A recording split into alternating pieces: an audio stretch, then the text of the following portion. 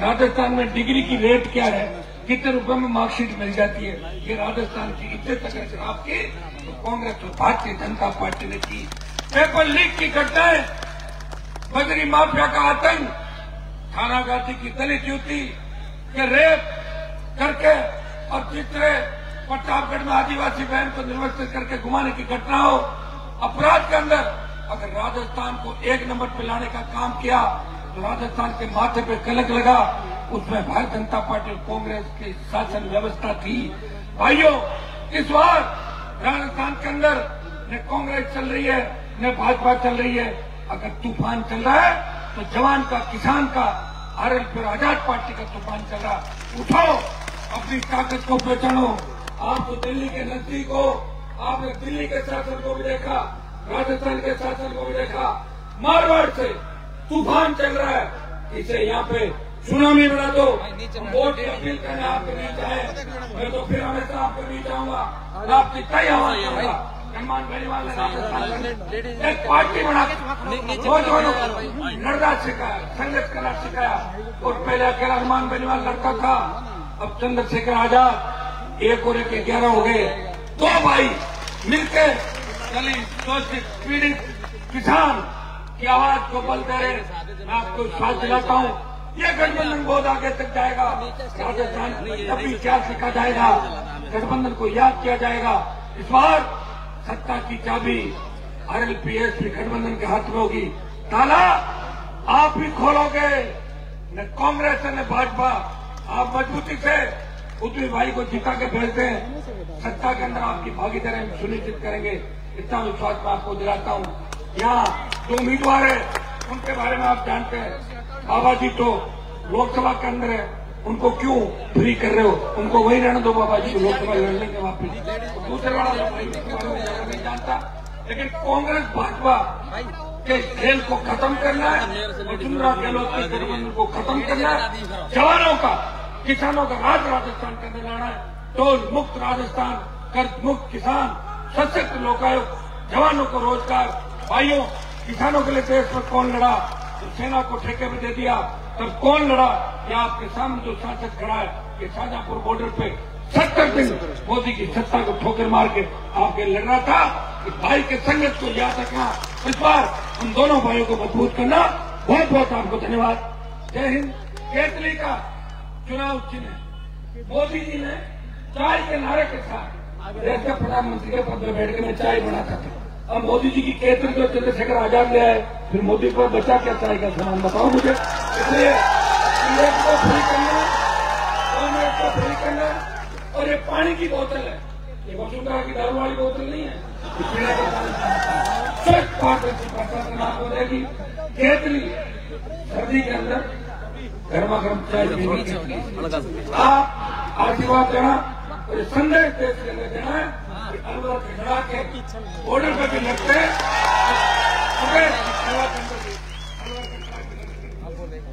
आप उद्वी भाई को भारी वोटों जिताना। मेरा अलवर से पुराना रिश्ता है। जब मैं उसकी जगह के अंदर राजनीति करता था तो यहाँ के किसान के बेटे हमेशा मेरे साथ थे। मेरा संघर्ष आपने देखा है। अलवर जिले के अंदर भी कई बार संघर्ष सड़कों पर आपने देखा। मैं विश्वास दिलाता हूँ कि आपके लिए लड़ता रहूंगा और विकास के नए आयाम दिलेगा। अलवर और भिवाड़ी के जो हमारे इंडस्ट्री एरिया, स्थानीय लोगों को रोजगार कैसे मिले, कैसे हमारे उद्योगों को बढ़ावा मिले, हर मामले को आगे लेके चलेंगे। बहुत बहुत धन्यवाद। जय हिंद। हनुमान बेनीवाल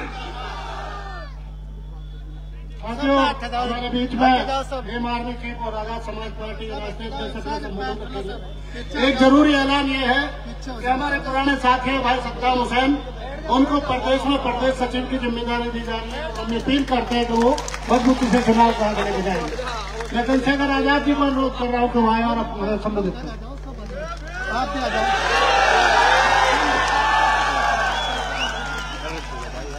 जय भीम। ले लेना की और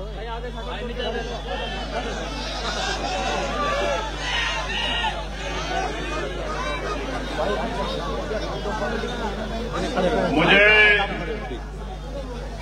इस बात का दुख है कि मैं देर से आपके बीच पहुंचा। इस बात का कष्ट है कि चुनावी सभाओं में ज्यादा समय नहीं दे पाऊंगा, लेकिन एक बात का भरोसा रखो कि जब भी आपके ऊपर कोई भी समस्या पड़ेगी, चुनाव तो 10 दिन का है, जहां आपका पसीना पड़ेगा, वचन देके कह रहा हूं, टपुगड़ा की धरती पे खून देने का काम करूंगा। ये बताने के लिए मैं यहां आया। समय समय पे भारत की धरती पे जन्मे सभी संतों, गुरुओं, महापुरुषों को नमन करता हूं। आज का ये ऐतिहासिक जन सैलाब और जो मैं सुन रहा था मध्य प्रदेश में चुनाव लड़ाते हुए भी, उत्तर प्रदेश दिल्ली में काम करते हुए भी, जब मैंने उद्यमी भाई को टिकट दिया, बड़े बड़े लोग टिकट मांगने के लिए मुकाबले में थे।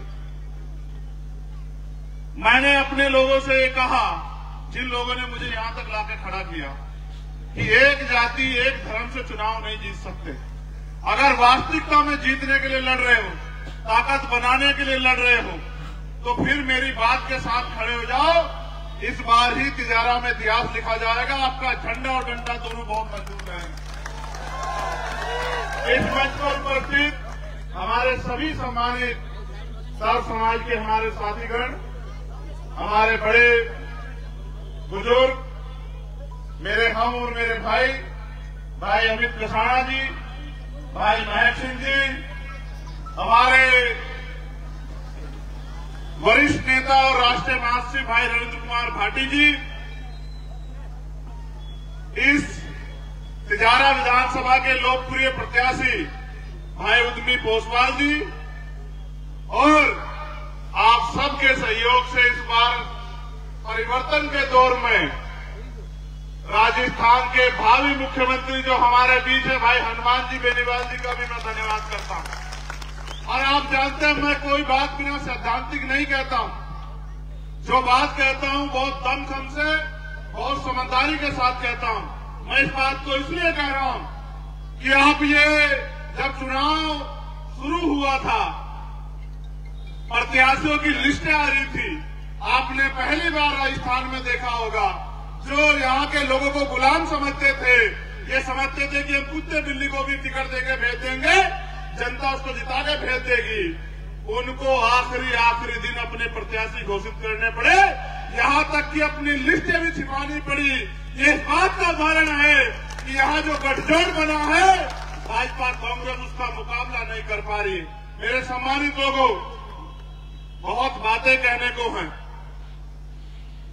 मैंने राजस्थान में जन्म नहीं लिया, ये बिल्कुल सच है, लेकिन जहां मैंने जन्म लिया और जहां से मैंने संघर्ष करना शुरू किया, हमेशा मैंने किसी भी कमजोर किसान, मजदूर, नौजवान, मुसलमान, दलित, पिछड़े, आदिवासी और किसी भी न्याय पसंद व्यक्ति को कभी निराश नहीं किया। आपने तो मेरा मान बढ़ा। जहां एक तरफ धन्ना सेठ बड़े बड़े चैलेंज कर रहे हैं, मैं धन्यवाद दूंगा हनुमान जी बेनीवाल जी का। यहां प्लेन हेलीकॉप्टर वाले मना कर रहे थे कि उतर नहीं पाएंगे, विजिबिलिटी कम है। मैंने इनसे कहा क्या करें, मुझसे कहने लगे 10 फीट ऊपर से कूद जाएंगे, लेकिन उद्यमी को जिता के चलेंगे। आज ही उद्यमी और उद्यमी के साथियों का मनोबल नहीं टूटने देंगे। मेरे प्यारे भाइयों, चुनाव है, इस बात पे गौर करो। आप मुझसे प्यार करते हो, मैं इस बात को जानता हूं। मुझसे बेहतर नहीं जानता कोई आपको।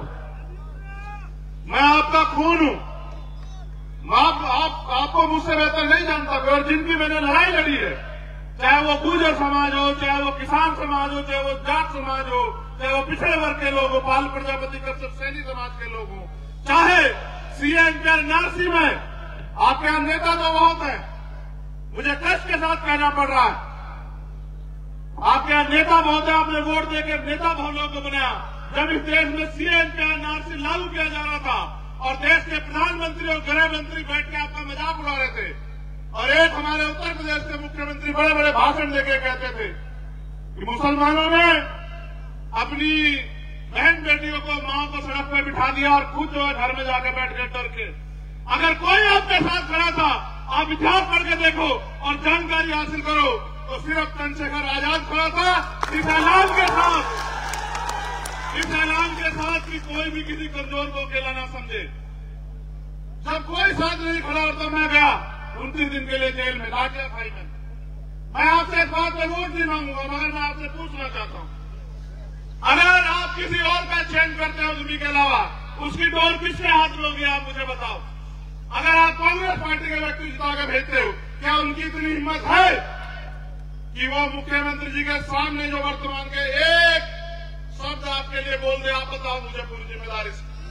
यहाँ हरियाणा के गुंडे नासिर जुनैद को उठा के ले जाते हैं और वहां जाके उनकी हत्या करते हैं। यहाँ की सरकार तमाशा देखती रहती है।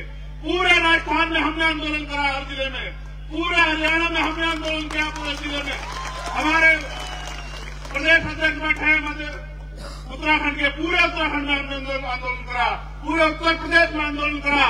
जब जाकर मुख्यमंत्री को पता लगा कि ये कहीं मुसलमान नाराज ना हो जाए, तब जाकर उनके घर गए, असगर को गोली मारी, मीना जी एसआई को गोली मारी। क्या करवाना चाहते हो आप? इनको बढ़ावा दे रहे हो। ऐसे गुंडे निकम्मों के हाथ में अपनी डोर मत दो, उनकी हिम्मत नहीं है। मगर मैं उद्यमी को कहता हूं कि ये जनता तुम्हें प्यार देगी, अगर इनके सम्मान के लिए कोई कीमत चुकानी पड़ जाए, मेरे बहादुर भाई पीछे मत हटना, हौसला करके आगे बढ़ना।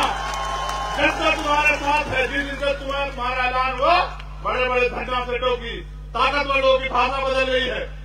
आपके क्षेत्र में रोजगार देने का काम किया तो उद्यमी ने, और मैं आपको विश्वास से कहता हूं, जिस बात को उद्यमी आपको सभा में कहते होंगे, 70 नहीं 90% आपके यहाँ राजस्थान के युवाओं को इन कंपनियों में रोजगार दिलाने का काम हम लोग करेंगे। चुनाव 25 तारीख को वोट पड़ जाएंगे, 26 तारीख को मेरी सभा है आगरा में, आप डेट तय कर लो। इन कंपनियों के ताले बंद हो जाएंगे अगर गरीब के बच्चों को रोजगार यहाँ नहीं मिलेगा। राजस्थान के लोग कहाँ जाकर रोजगार करेंगे? देखो मेरे प्यारे भाइयों, ये सच है कि चुनाव वाकई में 1 महीने का होता है, लेकिन मैंने कभी चुनावी रिश्ता आपसे रखा ही नहीं। एक तरफ कांग्रेस के उम्मीदवार हैं जिनका ये नहीं पता कि वो कभी कुछ बोल पाएंगे नहीं बोल पाएंगे, और भाजपा वालों की बात मैं करूंगा नहीं, क्योंकि पूत के पैर पालने में दिख जाते हैं। आपने उनको सांसद बना के देख लिया, बताओ आपके लिए क्या किया। अब वो कोई और जिम्मेदारी मांग रहे, हाथ जोड़ो उनसे यार, क्या करोगे उनका? बताओ आप खुद सोचो ना। एक आदमी जो कुछ नहीं बना और आपके लिए लड़ रहा है, उसका तो समझ में आता है। एक आदमी को आपने अवसर दे दिया, वो तो दौड़ में ही नहीं है। आपका मुकाबला यहाँ उस भ्रष्टाचारी निकम्मी सरकार से है जिसने यहाँ के लोगों को ठगने का काम किया है, जिसने यहाँ आपको सब याद है। मैं दर्द याद नहीं दिला सकता आपको। ओम प्रकाश रैगर याद करो, इंद्र मेघवाल याद करो, जितेंद्र मेघवाल याद करो, मेरे लोगों, मेरी पीठ पे पड़ी गोलियों को, लाठों को याद करो। और जब मैं आपकी लड़ाई लड़ने के लिए मैदान में आता हूं, मेरे ऊपर 4-4 गोलियां चलाई जाती है। कारण क्या है? क्योंकि ये सीबीआई ईडी प्रोटेक्ट से मुझे नहीं रोक सकते हैं, ये झूठे मुकदमे जेल से नहीं रोक सकते हैं। और चाहे सम्राट वीर भोज की लड़ाई हो, कभी मैंने आपको निराश नहीं किया। इसलिए मैं आपसे कहना चाहता हूं, अगर वास्तविकता में आगे बढ़ना चाहते हो, लोकतंत्र है, वोट का अधिकार आपको गुलामी से मुक्ति के लिए मिला है, तो ऐरो गैरो के चक्कर में मत पड़ो। आपका सीधा सा मुकाबला खुद से है। अगर आपने जितनी संख्या में आप जुटे हो, अपनी वोट का प्रयोग और अपने परिवार की वोट का प्रयोग यहाँ के बेटे के लिए किया, तो मैं लिख के देता हूं कि आपका प्रत्याशी 25,000 से जीतेगा। और अगर आपने काम करने का काम किया, अगले 7 दिन उद्यमी को भाई मान के, मेरे संघर्ष को याद करके, हनुमान बेनीवाल जी के किसानों की लड़ाई को, नौजवानों की लड़ाई को याद करके अगर आपने 7 दिन काम करने काम किया, तो उद्यमी पोस्टवाल 50,000 से जीतेगा। इस बात की मैं गारंटी देता हूं। ये राजस्थान है, इतिहास सीख देता है। जब 2 अप्रैल 2018 को हम लोग निकले थे और अपने एससी स्टेट बचाने के लिए, आरक्षण बचाने के लिए, तो यही भारतीय जनता पार्टी की सरकार ने हमारी पीठ पे गोलियां चलाई, आप भूलो मत। और जब आज वो हमारे बीच में नहीं है, एक ऐसी शख्सियत जिन्होंने यहाँ लोगों को लड़ना सिखाया, कर्नल किरोड़ीलाल बैसला जी, आज वो नहीं है, मैं उनको नमन करता हूं। जब यहाँ आरक्षण के लिए आंदोलन हुआ, इसी भाजपा की सरकार ने 73-74 गुजर भाइयों के खून से होली खेली। किसको वोट दोगे? भाजपा को? अपने बच्चों को बरवाने के लिए? जब यहाँ हरियाणा में आरक्षण आंदोलन हुआ, इनमें गोलियां चलाई, 60 से ज्यादा जाट समाज के भाइयों को मारा। अब जो है, जो यहाँ की सरकार है, 4 बार गया मैं, जब इंद्र मेघवाल की मटकी छूने पे हत्या हुई, 4 बार मुझे पकड़ के वापस भेज दिया। जब सीएचए के बच्चे यहाँ बैठे होंगे, उनकी लड़ाई लड़ने आया, उठा के 4 दिन जेल में भेज दिया। ये लोकतंत्र की बात करते हैं।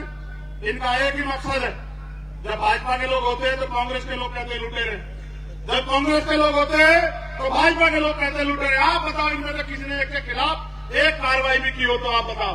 इनका एकमात्र मकसद है आपकी वोट लो, राज करो और आपके बच्चों को गुलामी की तरफ भेजो, उनके अधिकार छीनो, उनको मजबूर करो। क्या यहाँ उत्तर प्रदेश बनवाना चाहते हो? क्या करवाना चाहते? आपको फैसला लेना। अगर आपने सही डिसीजन लिया तो उद्यमी पोसवाल आपके बीच का आपका बेटा, कपूगुड़ा का बेटा, तिखारा का बेटा और एक नौजवान नेतृत्व आपको राजस्थान में मिलने जा रहा है। समाज की सेवा करेगा 30 साल।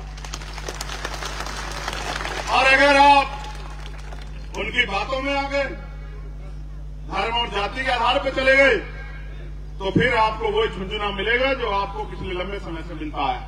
मैं तो आपको जिम्मेदारी से कह रहा हूं, मैंने इस उद्यमी को भी कहा था और हमारे नेता बैठे रविंद्र कुमार भाटी जी, मैंने उनको भी कहा था, हमारे किसान नेता पुष्पेंद्र चौधरी और हमारे प्रभारी सतपाल चौधरी बैठे हैं कि मैं उद्यमी की सीट के लिए अगर मुझे रात को 1-1 बजे तक जाके काम करना पड़ेगा तो मैं करूंगा, लेकिन मैं उद्यमी को कमजोर नहीं पड़ने दूंगा। उसका मुकाबला बहुत ताकतवर लोगों से है। और मैंने उद्यमी से पूछा कि भाई समाज का भी दबाव आएगा, पैसे का भी दबाव आएगा, तेरे काम भी बंद हो सकते हैं, तेरी जान पे भी आ सकती है। तो मेरा दिल इतना बाग-बाग हुआ।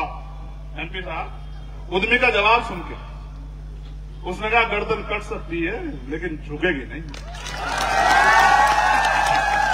जब इसने मुझे जवाब दिया तो मैंने कहा कि फिर याद रखना कि वो दिन चले गए गर्दन काटने वाले, कटवाने वाले। ये लोकतंत्र है। रानी का बेटा राजा नहीं बने।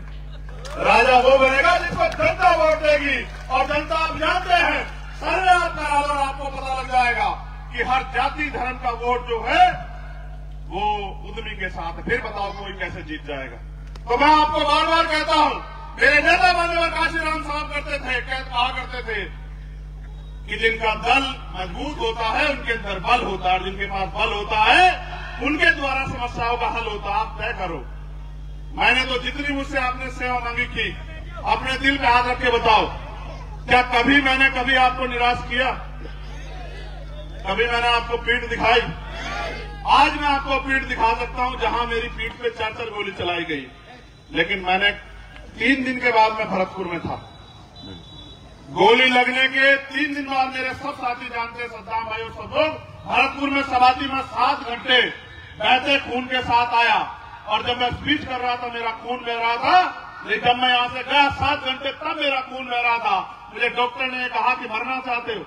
मैंने कहा मरूंगा भी और जीऊंगा भी उनके लिए जिन्होंने सम्मान दिया है, और तब तक लड़ता रहूंगा जब तक उनको स्वाभिमान सम्मान की जिंदगी न दिला दूं। बहुत लोग आएंगे आपको बिखराने वाले, गुमराह करने वाले, बंटवारा मत कर देना वोट का। क्या तो मुझ में कोई कमी है तो बता दो, उस कमी को भी पूरा कर दूं। और अगर मुझ में कोई कमी नहीं है, मेरे साथी यहां बैठे हैं, मैं उनको भी ये कहना चाहता हूं मंच पे, फिर 7 दिन मेहनत करो जैसे मैं मेहनत कर रहा हूं। और देखो, आखिरी बात जो आपको बता रहा हूं, राजनीति में बैलेंस ऑफ पावर होता है। आप सर्वे करा लो, किसी मीडिया वाले को पूछ लो, बहुत सारे सामाजिक मीडिया के लोग खड़े हैं। 60 सीटें ऐसी हैं जिनपे हमारा त्रिकोणीय मुकाबला है भाजपा और कांग्रेस से। और सोचो, आप सबके आशीर्वाद से, क्योंकि जनता सबसे बड़ी ताकत है, अगर हमारे जो विधायक जीत के आएंगे तो मीडिया के लोग बार बार पूछते हैं कि भाई आप किसकी मदद करोगे, कांग्रेस की या भाजपा की? तो हमने कहा भाई इनकी मदद तो जनता ने बहुत कर दी, जब जनता ने नकार दिया तो हम इनकी क्या मदद करें। अब तो हम अपना बनाने की तरफ चलेंगे। हम पे नेता भी हैं और हम पे काम करने वाले सिपाही भी हैं। हम मिलकर कहेंगे आओ, अगर किसी को रोकना चाहते तो हमारे आदमी को बनाओ मुख्यमंत्री, क्योंकि जब कलम की ताकत इनके हाथ में होगी तो राजस्थान में किसी बहन बेटी के साथ अन्याय नहीं होगा, धर्म जाति के आधार पर किसी का अपमान नहीं होगा और कोई भेदभाव नहीं होगा। नौजवानों को रोजगार मिलेगा और एमएसपी की किसानों को गारंटी मिलेगी। और मैं धन्यवाद दूंगा नू की यहां बराबर में नू ये जो मेवात के जो लोग हैं उनको, कि जो प्रशिक्षण मुजफ्फरनगर में उन्होंने किया था, जिससे वो सत्ता में आए, उन्होंने आपके यहां करने का काम किया, आपने बहुत शालीनता से हाथ जोड़ के अपनी एकता दिखा के, और यहाँ के मैं गुर्जर और जाट समाज के भाइयों का भी, किसान जातियों का भी धन्यवाद करूंगा कि उन्होंने एकता बना के अमन चैन का पैगाम यहाँ देने का काम किया और उनके गलत मंसूबों को नाकामयाब करने का काम किया। इसी संदेश को आगे बढ़ा के 25 तारीख को जब आप वोट डालने जाएं तो अपने कीमती वोट को किसको दोगे? वोट बताओ। उद्यमी को दोगे या मुझे दोगे? बताओ आपको। मैं स्पष्ट कर दूं, उद्यमी को जो वोट पड़ेगी उसकी ताकत मुझे मिलने वाली, समझते हो? और उद्यमी का भाई हूं मैं, उद्यमी के साथ खड़ा हूं आज भी, और जब तक जीवन है तब तक जिम्मेदारी से लड़ूंगा, ताकत से लड़ूंगा। और एक नहीं है, अभी तो 1 और 11 है। हमारे नेता बैठे रविंद्र कुमार भाटी जी, 1 और 11 और 1 और 11 नहीं, 101 है, 111 है, और सब पे भारी पड़ने वाले हैं। राजस्थान का में एक ऐसा उज्जवल भविष्य तैयार होगा जिससे जनता की सेवा होगी। अभी तो ठगे गए, लूटे गए, पेपर लीक बसों में बैठ के होते हैं, गरीबों के बच्चे पढ़ लिख के सड़कों पे घूम रहे हैं, और विधायक मंत्री जी के बच्चे जो हैं वो नौकरियां कर रहे हैं, राज कर रहे हैं। खूब धंधा चल रहा है बजरी माफियाओं का, और लाठियां खाते हैं किसान। इसलिए कह रहा हूं, इस बार मत होना परेशान, और अपनी कीमती वोट को देके केतली के निशान पर और ताकत मजबूत कर देना आजाद समाज पार्टी, राष्ट्रीय लोकतांत्रिक पार्टी की, और गठबंधन का झंडा गाड़ देना, और फिर ये देखना कैसे आपके जीवन में परिवर्तन होता है। किसी की बातों में मत आना, बिल्कुल मत आना। मैं अपने सम्मानित लोगों से कह रहा हूं, वो आएंगे आपके बीच और बंटवारे की बात करेंगे। आप बताओ, हम लोग बंटवारे से आगे बढ़ सकते हैं या मिलजुल के आगे बढ़ सकते हैं? आप बताओ, मिलजुल के। जोर से बताओ, दोनों हाथ में कैसे बढ़ सकते हैं आगे? मिलजुल के। और जोर से बताओ, आवाज कम है मेरी ज्यादा है? मुझे पता समय ज्यादा हो गया है, और खाना भी आपने पता नहीं खाया नहीं खाया है। मैं आज बार के खाने के नहीं, आपके बच्चों के भविष्य का इंतजाम करने के लिए यहाँ आया हूँ। बहुत बहुत धन्यवाद। जय भीम, जय भारत, जय मंडल, जय जोहार, जय संविधान। नमस्कार, सलाम, आप सबको